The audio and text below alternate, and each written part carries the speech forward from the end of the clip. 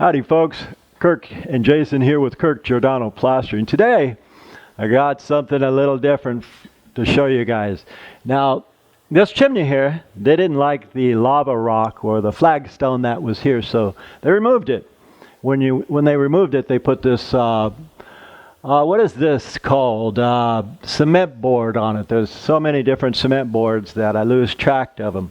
Anyway, what does that leave us to plaster? We have a reveal here that's out 1.5 inches, and it goes back to about 1/2 inch. So we're going to cover this, and we're going to put about 1.5 inches of Structural-lite on here with accelerators. Why with accelerators? Because we're going to do a color finish with lime over that. Now, what we did is, of course, we covered everything, and this corner aid here, the sheetrock corner aid, won't bring it out as far as I need it. And I don't want to try to eyeball a straight line from 1.5 inches here to 1.5 inches there. So this is my guide template. In other words, I'm going to put 1.5 inches over here and take it to that corner. Right here, I'm only going to put about 1/8 of an inch. So technically, Structural-lite can be applied 1 inch, 2 inches, 3, 4. You just go back to back to back. And we're using accelerators in it. And a word about accelerators, guys. Okay. Can you accelerate gypsums? Absolutely. You take tape and mud and you put accelerators in it. Now you have drywall compounds or sheetrock compounds, 20, 40, 60, 80 minute, you name it. Can you accelerate lime? Absolutely. Can you accelerate concrete? Yes. Stucco? Yes. What's the most common accelerator? Luminite, sometimes referred to as a luminite. Luminite also. It costs about $80 a bag for a 94-pound bag. How many accelerators are there? Endless, guys. So we're going to put some on our Structural-lite, because Structural-lite to go this thick would take about 3 hours for it to cure or set. We're in a hurry. We want to, when I say we're in a hurry, I mean we don't want to watch paint dry. So we're going to do that quick with accelerators. This part here, the pink stuff, guys, this stuff here, that's just plaster weld. That's been sold since 1952, I believe. Larson's makes it. Larson's makes plaster weld, and they make weldcrete. And so we put plaster weld all over here to kill the suction and to make certain that our Structural-lite adheres permanently. I also put the Structural-lite over this here, and this top edge here where it shows 1.5 inches, I cleaned it with this Goo Gone. Can you use gasoline? Yeah, but that's kind of carcinogenic. So I like to use products that I don't have to inhale without putting a mask on. Anyway, Jay's going to get a mix going, and we're going to show you how to apply certain things. Here, we're going to apply Structural-lite. Here, I'm going to apply some base coat of Imperial. And then I'm going to put a diamond finish over everything. A diamond finish, that's lime plaster. When I get to that stage, I'll explain more about it. All right, guys, we're going to show you how to apply this Structural-lite. And what am I using? I'm using a calcium sulfate. Can you use luminite? Yes. All plasters know this. Calcium sulfate and luminite are super expensive, like $80 a bag. And how many of you guys are going to use it, a whole bag at 94 pounds? Nobody. Just for us plasters. Of course, most plasters also know you can buy a $10 bag of Portland cement and add Portland to this, and it'll set it. Personally, do I like to do that? Not really, because it's a cheap process. It'll turn this gray, but we're doing a gray finish. We found out this morning. Anyhow, I got here and says, "Hey Kirk, can you give us gray?" I thought, let me see what I got on the truck.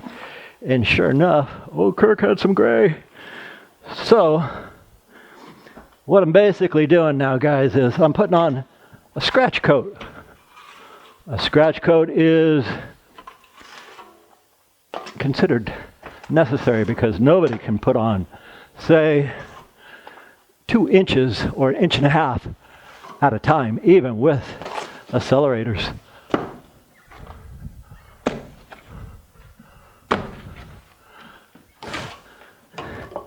We go through these buckets quick. Come on now. Now I'll show you guys another thing too when I get to that stage. A lot of people will see what I'm doing and they'll say, Kirk, my God, you're not a real plaster. A real plaster would not use a swim pool trowel. Swim pool, not swimming pool. Swimming pool is completely round. This is just the edges are arced and this is straight. So this is called a swim, S-W-I-M, pool trowel. But I do have a square trowel because I'm going to need it, and I'm as good as the next guy with a square trowel. But when I go to finish this off, you'll see where you could lose. Hey, stay up there. You'll see where you could lose a lot of time with the square trowel.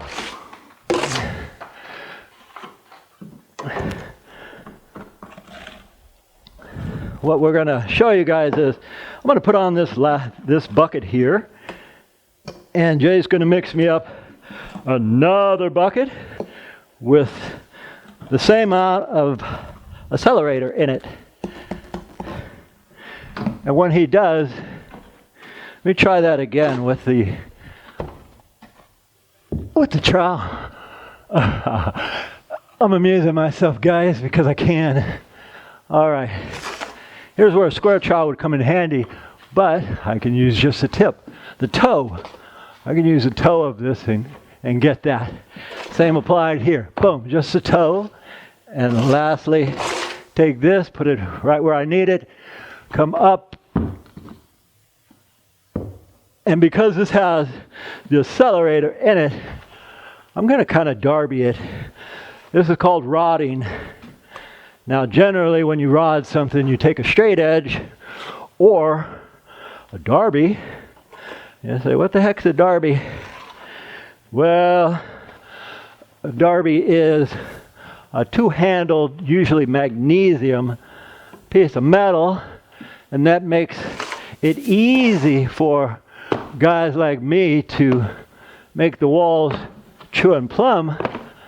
But that's another reason why I prefer this 20-inch pull trowel.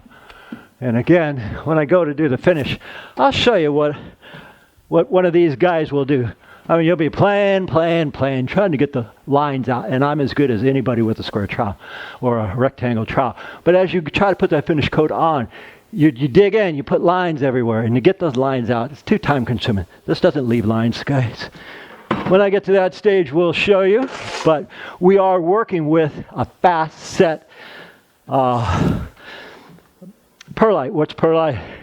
Perlite is a mill-mixed plaster that you take volcanic ash, you heat it up to about 1,000 to 1,600 degrees, and it pops like popcorn. And then it makes it so there's no sand in it. It makes it light, and it also helps with thermal reactions. It makes it perfect for hospitals, schools, police departments, racquetball courts. It makes it strong with insulation purposes. But anyway, Jay's going to go ahead and get that next mix. And what I'm going to do, guys, is, see right now this, you see how light that is? Kirk's the best. Now that wouldn't harden like, say, okay, let me put it a different way. This is going to harden in about 15 minutes. While this is playing around, I'm going to hit this side, and I'm going to do this base right here. If I had not put some calcium in it, how long would it take? 3 to 4 hours. Anyway, all right, guys, I want to show you something about a rectangular trowel. Because people say, again, Kirk, you're not even a real plaster. You don't take it off the top. Anybody can do that. And you don't use a rectangle trowel. I do sometimes use these guys, and I've used them for years and years. But anyway, I prefer that swim pool. I'll show you something. If you're working inside, and by the way, tapers, all you mudders, you drywallers, tapers, you can do this. If you can spread tape and mud, you can spread this. Here's what you do. Okay, now if you're trying to trowel down Structural-lite, they say You can't do it. It can't be done. It can be done because I've done it 100 times. But the idea is you need to hit your trowel every time. Like you take it up, you hit your trowel, you get all this stuff off, you hit it. And what I want to point out, guys, is the fact that if you're doing tape and mud, or if you're doing any kind of interior plaster, it doesn't matter if it's, say, fast patch. It doesn't matter if it's, say, any gypsum, tape and mud, any lime plaster, any Structural-lite, there's so many different products, guys. It doesn't matter which one you're using. If you're using a triangle trowel, now, this is what you're going to have. Now, I can do this, but it'll take me a lot longer to do. Now, okay, let's switch to this Congo pull trowel. Okay, this pull trowel is like a derby. Let me show you a derby first. Okay, this is a derby, a straight edge, a rod, whatever you want to call it, guys. It's a serrated derby. You take the serrated derby. Now you just go straight up, and that'll make it trim plumb. How do you learn how to use one of these? Pretend like there's a wall right here, and you're going to go like this, straight up, like plaster or painters. They don't paint like this. They paint like this, so that it's straight. Here's what you do with a rod. You take it here. You take it this way. And now you just fill in the grooves to straighten it out. Or another benefit of a 20-inch pull trowel is you just take it, come up, and it's almost a rod by itself. And why do I point this out, guys? Because it's easier for you. It's a lot easier for even professional plasters, even for professional drywallers. Now that's almost done. All I got to do is give this, say about a half hour, and then I'll hard rubber float it. It'll be solid, compacted, and true and plumb. And by the way, you might say, well, what do you get out of pointing this out? Nothing. Yeah, we got an Amazon site. I've yet to crack $200 a month. So it's not doing much for us. It doesn't earn, it takes away from our description. So actually, I'm probably going to get rid of that Amazon site. But anyway, we don't make nothing from these guys. I'm just explaining something for you guys. You can, if you're doing tape and mud, you'll save a ton of money if you get these guys. And I'm talking about a 20-inch pull trowel. Now here's the big difference, guys. This is not a complete radius. If it's a complete radius, it's useless for this. It really is. I've had them over the years, and it will be useless for this. It's okay for concrete going flat, but a complete radius, don't buy it. It's useless. You want a trowel that's straight here, and just the ends are arced. It's a tip for you guys. Okay guys, let me show you something else too while we're on the subject of this detailed video.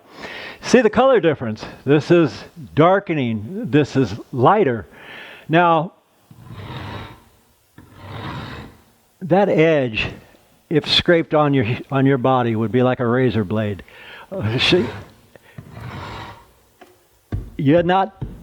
That's how hard this will get.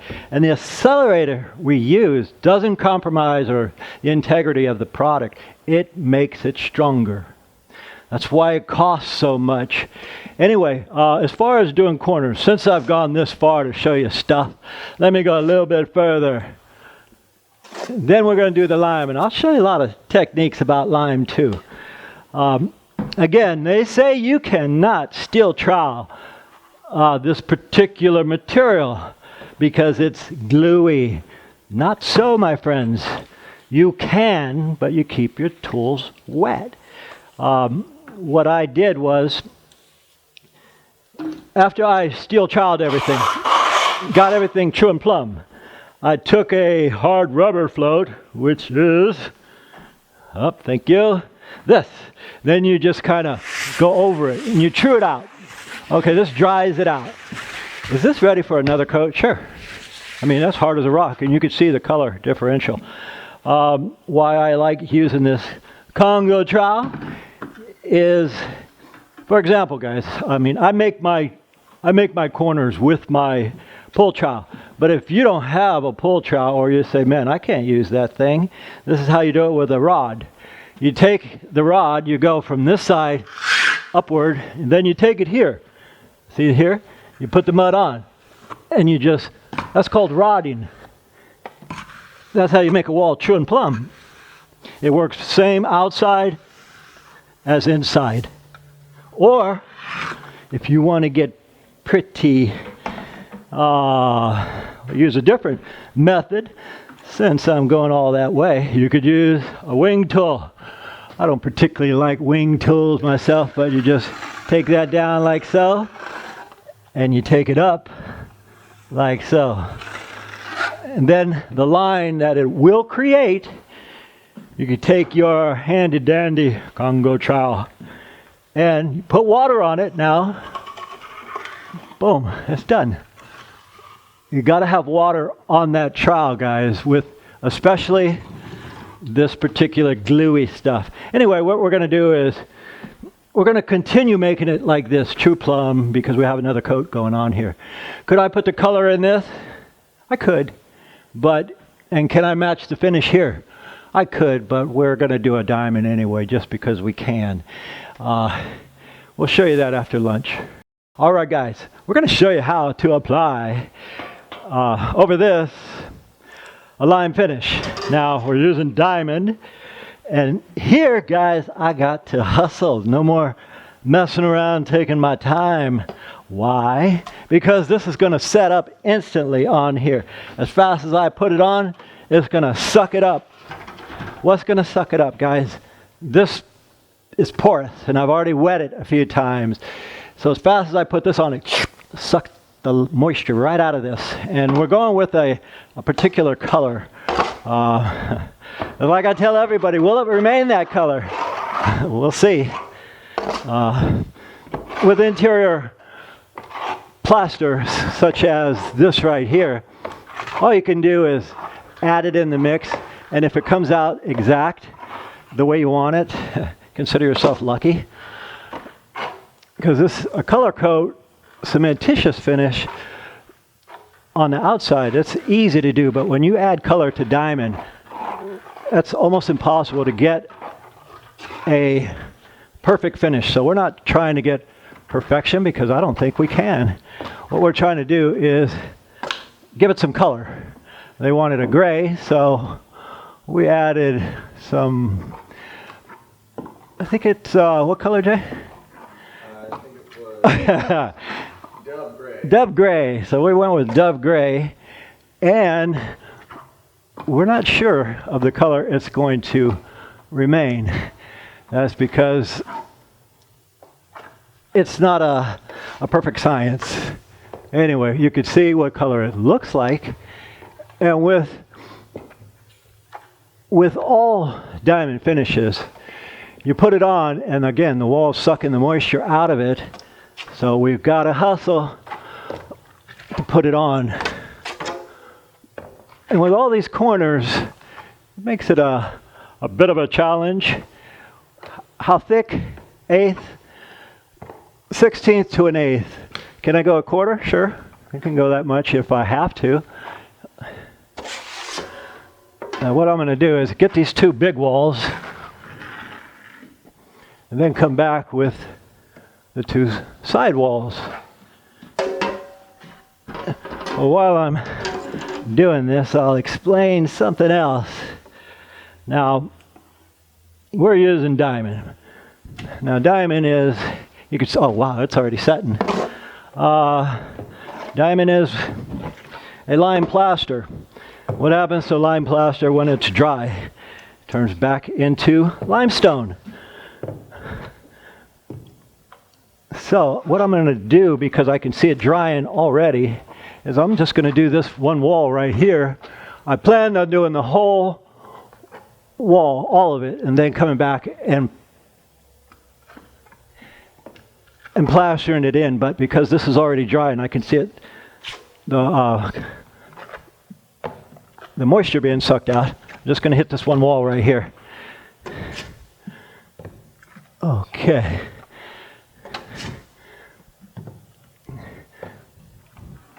And what we want to try to do is make it solid in appearance. And I say try because I've done this about 20 times, and it's not as easy as it sounds because the wall is sucking out the moisture, and when that happens, it gives it a varied look. Different colors, different shades. Now most people think that's mighty cool, but some people want like a painted surface. In that case, I say, hey, paint it. Then you'll have your painted or solid color. And picking up a few pieces of sand and grit, I could see it as it's coming off. They're called cat faces, holidays. And with any diamond finish or lime finish, you're going about an 1/8 to a 1/16. You can go thicker, but it will have a tendency to hairline crack if you over trowel it. Wrong trowel, baby trowel.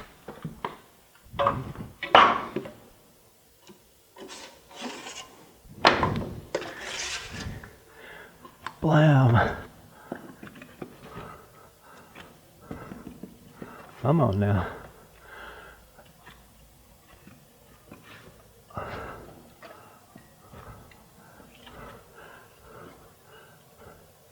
Now, I don't want to lose the whole wall just messing around with this little area, so I'm going to get some water and finish that piece right there. And the reason I'm using the Diamond is because it has more fat, more lime, more plasterizers. A lot of people say, well, Kirk, I have one guy, an engineer, he says, Kirk, that's not really a lime finish. I said, okay, what is it? He says, that's a gypsum finish. And me personally, when we did hospital schools, police stations, racquetball courts, we would do this same system here. Meaning, it's monolithic and it's more diamond or more lime than gypsum. So he says, well, I consider it a gypsum plaster. And I said, okay, you can consider it whatever you want. What does that mean? But the fact is, if it has, say, more lime than it does gypsum, then it's a lime finish. Because when it sets, it'll go resort right back to limestone. Now today they put, that looks pretty good right there. Today they add Plasterizers. So I told him, well, if you're going to get into technicalities such as, is it a gypsum plaster or a limestone plaster? It used to have a lot more limestone, but they'd taken it out and put a plasterizer in it. What is a plasterizer? I've been doing this forever, guys, and I still don't know. But the makers of the material say a plasterizer is something that is half the cost of lime, but at the same time, it helps it spread. So the spreadability is there. And thus you save more money. So the fellow who says, well, gee whiz, it's more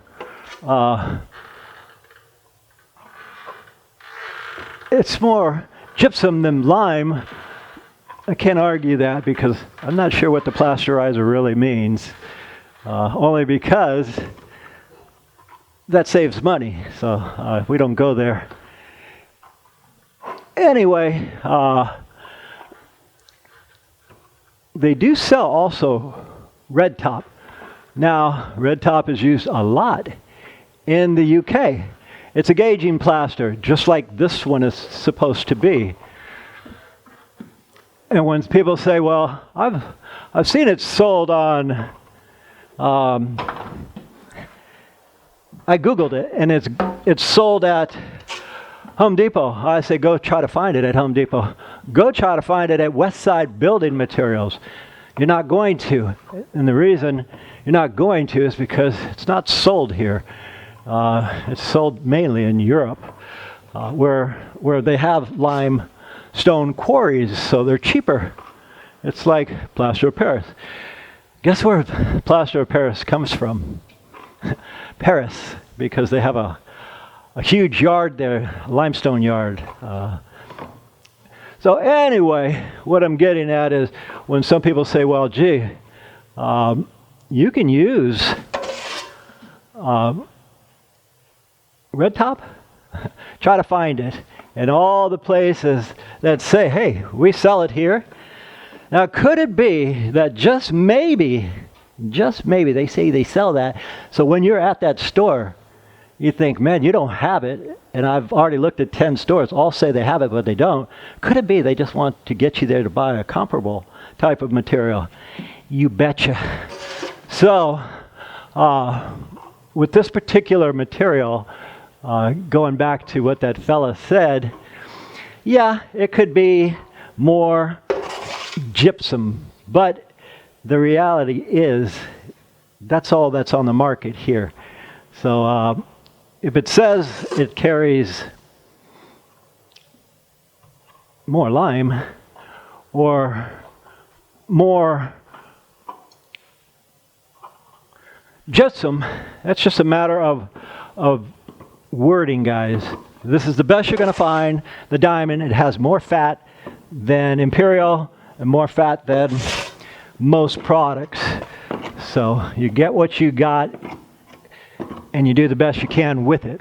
And right now, that's about it. You see where that is, guys. Now, I'm going to finish off these walls, and when I come back to this, you'll see it.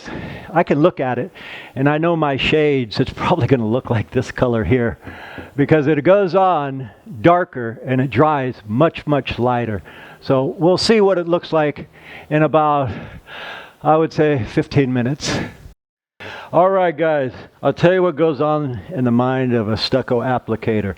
As I was talking while I was doing this, my mind was concentrated on, do you have enough color? Because we only had one bucket, and that one bucket had all the color we had. Because my buddy Louie and his beautiful family right here, he requested a color finish at the last minute, and we had one pack. And so the color that he wanted was this. It's and this is smooth like glass, by the way. So I'm thinking one thing, man, if you don't have enough, you can't. I'm too far away. We're in San Rafael, and the material yard's all the way in Oakland to get more. Anyway, what I did, because I was nervous as I'm plastering and talking, I was thinking, you better kill the suction. I put this whole thing, I brushed it on. You can't see it because it's white like Elmer's glue. But what I did is I killed the suction. It was dead, which means when I go to plaster it, the wall will suck out about 1/4 inch of the stucco, but because I killed the suction, it only took about 1/8 off of my trowel, which meant I had enough mud, just barely, to finish this.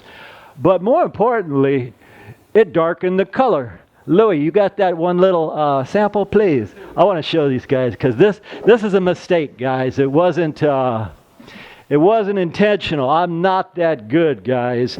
But here's the color they wanted. That's the color they wanted right there. So I told them if I could even come close, that will be a mistake, because you can't match color finishes. Anyway, this is still drying.